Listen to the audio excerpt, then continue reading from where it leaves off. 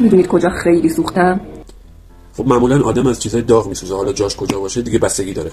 اونجایی که توی پیج دیدم که میگفت با یک قاشق، فقط یک قاشق اورانیوم غنی شده میشه برق یک شهر رو تامین کرد. و حسن روحانی و ظریف قهرمانان دیپلماسی 11 تن اورانیوممون رو نابود کردن. و تازه اون دستگاهی که باش اورانیوم غنی می‌کردن تو ورودیاش سیمان ریختن که دیگه هیچ وقت نشه از اون دستگاه استفاده کرد. و باعث شهادت دانشمندای هسته‌ایمون شدن.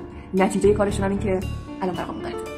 منبع تحقیقاتی تو دوست داشتم، چون حالا ولش کن کاری با این نداریم، ولی فرمودی یک قاشق میتونه یک شهر رو تامین کنه. نه، یک قاشق میتونه برای فقط 24 ساعت که 150 گرمه 6000 تا خونه رو برق بده، که همین محله‌ای که من توش زندگی میکنم بیشتر از 8000 تا خونه است توی شهر کوچیکم هستم. بعدش هم فرمودی که اومدن 11 تن رو از بین بردن. نه، اون 11 تن منتقل شد طبق قراردادی که با آژانس داشتن، منتقل شد روسیه برای انرژی، برای استفاده صلح‌آمیز.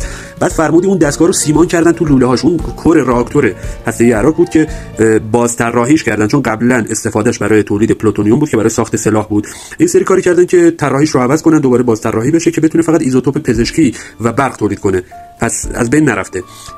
و در آخر گفتی که نتیجه شده این که الان ما برق نداریم. اینکه برق نداریم ربطی به هسته‌ای نداره، به نبود زیرساخت، کهنه شدن زیرساخت و سرمایه گذاری نکردن سرمایه گذار توی تولید و توزیع برق هستش. وگرنه ایران الان سالانه 388 تراوات برق مصرف میکنه و نیروگاه 1000 مگاواتی هسته‌ای بوشهر میتونه 3.8 تراوات برق تولید کنه. یعنی چی؟ یعنی 1%. پس این هسته‌ای برای تولید برق زیاد کاربرد نداره، میتونه 1% برق مملکت رو تامین کنه. کاش قبل از اینکه بری ویدیو تولید کنی و بیای اینطوری فاز بگیری میرفتی تحقیق میکردی. خواهر من موفق باشی.